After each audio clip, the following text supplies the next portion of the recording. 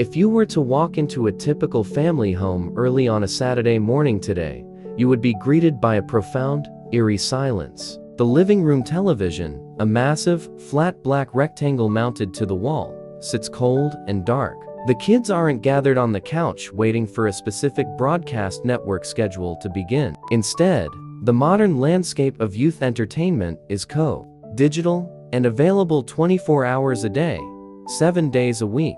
Today's children wake up and instantly stream whatever their hearts desire on personal tablets, smartphones, or on-demand applications, completely isolated in their own private bubbles of customized content. There is no waiting, there is no anticipation, and there is absolutely no shared, nationwide cultural ritual. But if you grew up in the 1960s, 1970 seconds, or 1980 seconds, Saturday morning wasn't just another block of time on the calendar. It was a sacred, highly anticipated weekly sanctuary. It was a vibrant, fleeting window of pure, unadulterated magic that existed for only a few short hours every single week, tucked safely between the end of the school Friday and the chores of Saturday afternoon. To an entire generation of Americans, the phrase, Saturday morning cartoons, triggers an immediate, deeply emotional avalanche of sensory memories. It brings back the physical sensation of stepping onto a chilly linoleum kitchen floor in your pajamas while the rest of the household was fast asleep.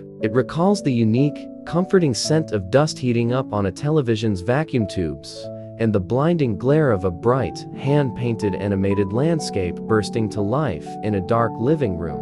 Back then, entertainment was a scarce and precious commodity. During the weekdays, the three major television networks ABC, CBS, and NBC offered very little for children. The airwaves were dominated by daytime soap operas, evening news broadcasts, local talk shows, and prime-time dramas meant strictly for adults. Children were expected to play outside, read books, or content themselves with whatever brief syndicated reruns aired in the late afternoon. But when Saturday morning arrived, the entire television landscape underwent a radical, glorious transformation. For about 6 hours, the grown-ups were completely banished from the airwaves, and the children became the absolute rulers of the living room kingdom. The ritual began with what was affectionately known as the Dawn Patrol. Long before the sun had fully cleared the horizon, often as early as 5:30 or 6 o'clock a.m., children across the country would wake up spontaneously, driven by a powerful burst of pure excitement. Moving like silent ninjas to avoid waking their snoring parents, they would tiptoe down dark hallways, guided only by the faint light of the moon. Entering the living room, the first task was to awaken the family television set. This was a heavy, substantial piece of furniture, a massive wooden console cabinet that weighed hundreds of pounds and occupied a permanent, prized position in the room. You didn't press a button on a remote control. Remotes didn't exist yet. Instead, you reached out and firmly pulled a plastic knob forward with a loud, mechanical clunk. Because these vintage televisions ran on glass vacuum tubes, they didn't turn on instantly. You had to sit patiently on the floor in the dark, watching a tiny, intense point of white light slowly expand from the center of the glass screen. As the tubes warmed up, a distinct, warm, static electric charge would build up on the surface of the glass, strong enough to make the hairs on your arms stand up if you leaned too close.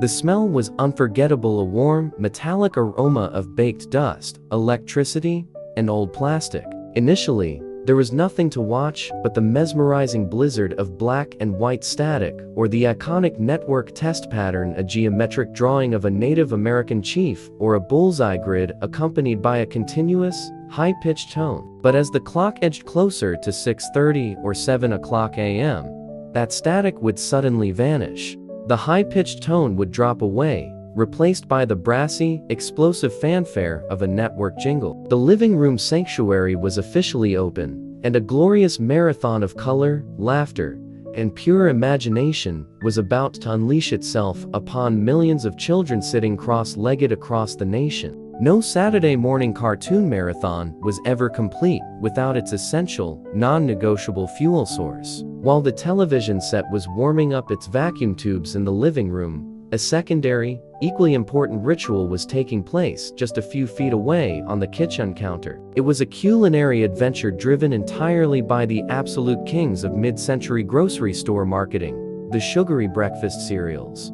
Long before nutrition labels, sugar counts, and organic ingredients became the primary focus of parents, the cereal aisle of the local supermarket was a dazzling, high-stakes battleground designed explicitly for children. Walking down that aisle in the 1960s, or 1970 seconds, was a sensory overload. The lower shelves, placed precisely at a child's eye level, were stacked high with large cardboard boxes featuring an unforgettable carnival of hand-painted cartoon mascots. There was Tony the Tiger roaring about Frosted Flakes, the manic Cap Crunch navigating his flagship through seas of milk, the colorful, tropical Toucan Sam trailing the scent of Fruit Loops, and Lucky the Leprechaun closely guarding his precious pot of marshmallow charms. Selecting the weekly box of cereal wasn't just a routine grocery task. It was a major life decision. You weren't just choosing a flavor, you were choosing a loyalty, a community, and most importantly, a toy prize.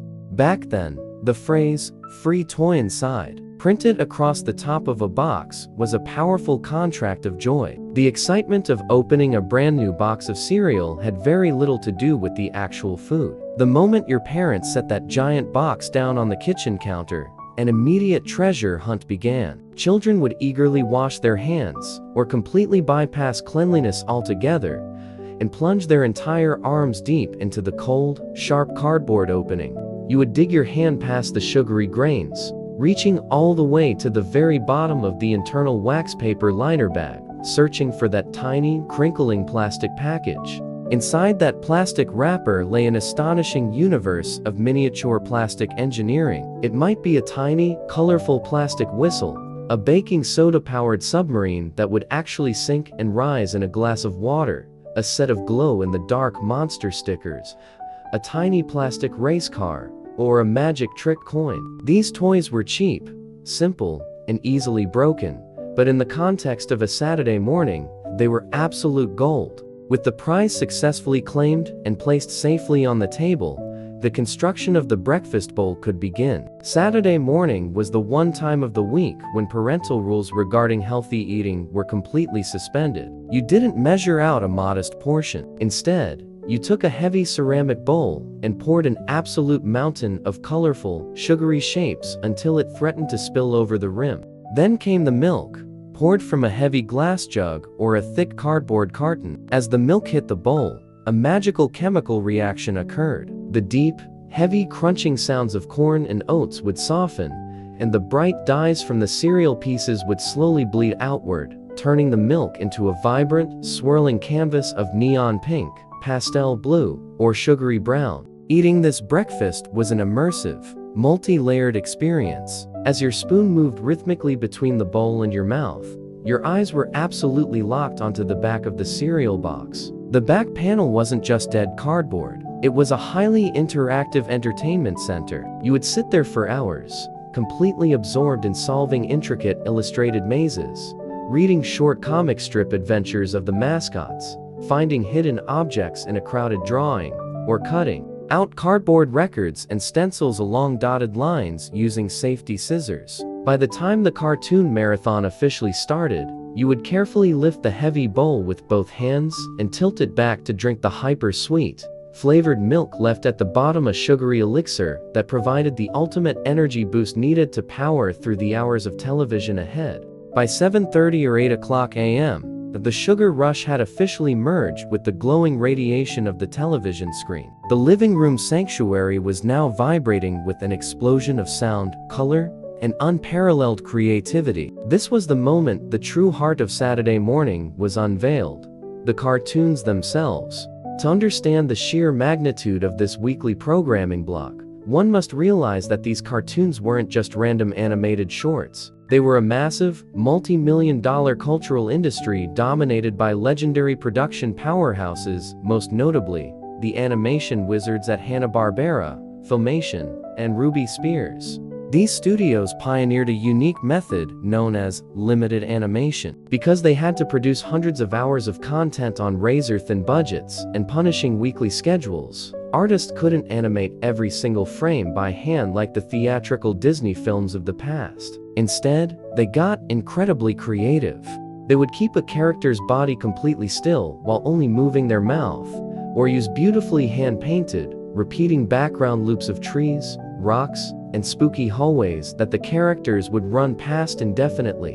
To anyone watching today, these production shortcuts are obvious. We all remember how a specific boulder would pass by Scooby-Doo and Shaggy 3 or 4 times in a single chase scene, or how a character's neck would suddenly feature a thick black collar just so the animators could move their head without redrawing their shirt. But back then, we didn't care about the shortcuts. We were completely under the spell of the stories. The variety of the programming was staggering, morphing effortlessly as the morning progressed. The early hours usually belonged to the slapstick comedies and whimsical mysteries. We watched the cowardly Scooby-Doo and his mystery-solving teenage friends unmask crooked real estate developers disguised as ghosts.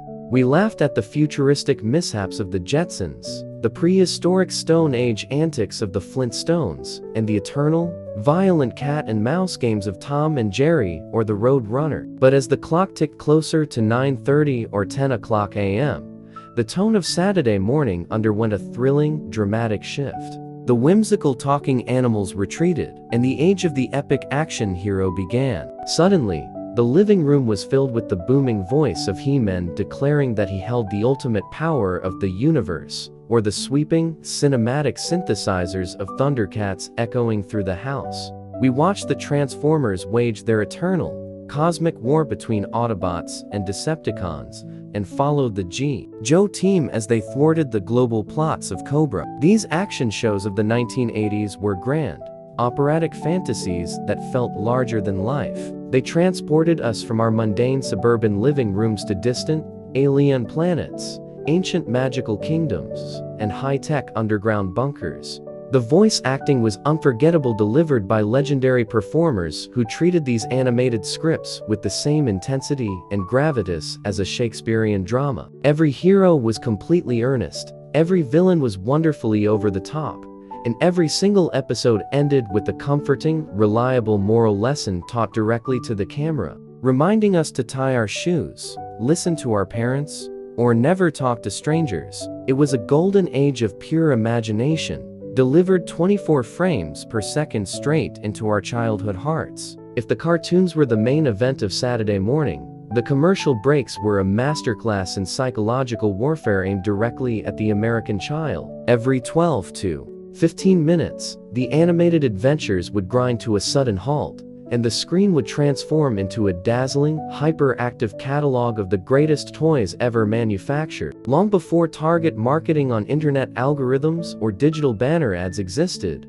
toy companies had one golden opportunity every single week to pitch their products directly to their target audience without any parental filters. The commercials during the Saturday morning block weren't boring, static advertisements. They were mini-movies, edited with frantic energy, blinding flashes of light, explosive sound effects, and booming voiceover announcers who spoke with an unmatched level of breathless intensity. Watching these commercials was an exercise in pure envy and desire. If you were a boy in the 1980s, the screen would explode with a commercial for the Masters of the Universe Castle Grayskull playset. The ad wouldn't just show a plastic castle sitting on a table. It showed the playset surrounded by artificial fog, dramatic lightning effects, and real children shouting in triumph as they operated the working drawbridge with a tiny plastic key. Suddenly, a commercial for Hot Wheels would flash on screen, featuring a massive, winding orange track looping through a living room,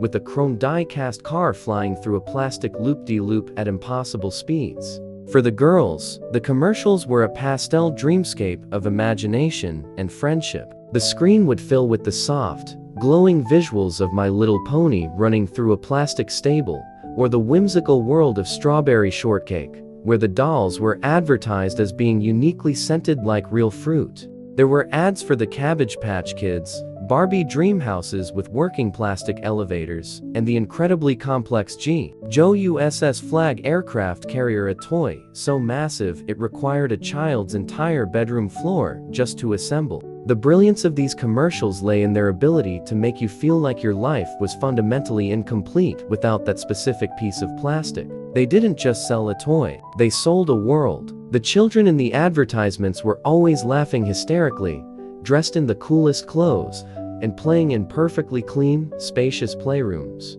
As you sat on your living room floor, looking down at your empty hands or your old, scratched-up toys, a powerful resolution would form in your mind. You would grab a piece of paper and a crayon, furiously writing down the names of the toys to build your ultimate birthday or Christmas wish list, completely convinced that owning that plastic castle or that scented doll would unlock a new level of happiness. But toy companies weren't the only ones competing for your attention during the breaks. Saturday morning was also the birthplace of some of the most iconic public service announcements and educational campaigns in television history. Between the high-octane toy ads, the networks would slip in the unforgettable melodies of Schoolhouse Rock.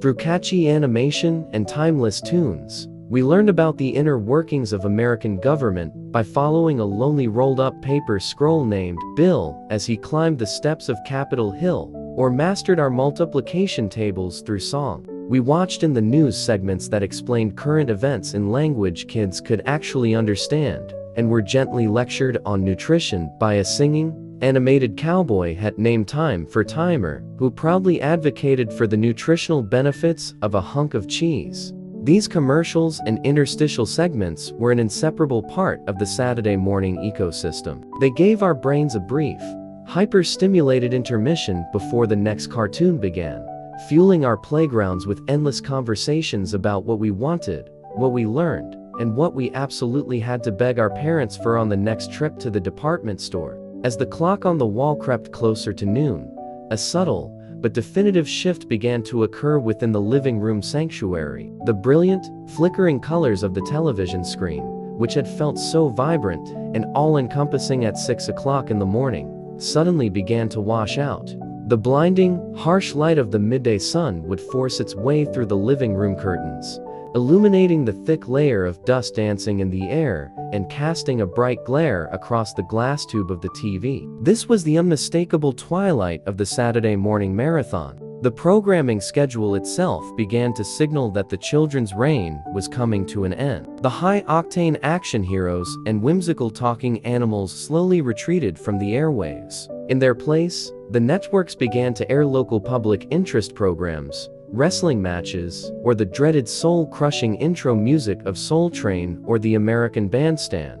Suddenly, the heavy, familiar footsteps of parents could be heard walking down the hallway. The grown-ups, fully awake and nursing mugs of hot coffee, would step into the room, instantly shattering the morning illusion. They would look down at the living room floor with a mixture of amusement and exasperation, taking in the chaotic battlefield of the morning's festivities. Empty ceramic bowls with the sticky layer of colorful, dried milk at the bottom, open cereal boxes with the wax liners pulled halfway out, and a wild sea of plastic action figures scattered across the shag carpet. With a single, definitive reach of a hand, a parent would grasp the television's chrome dial and push it inward with a loud, mechanical snap. The glowing, animated world would instantly collapse into a tiny, intense white dot in the center of the glass screen before fading completely into a cold, dark reflection. The weather is beautiful outside, they would say. Go out and play.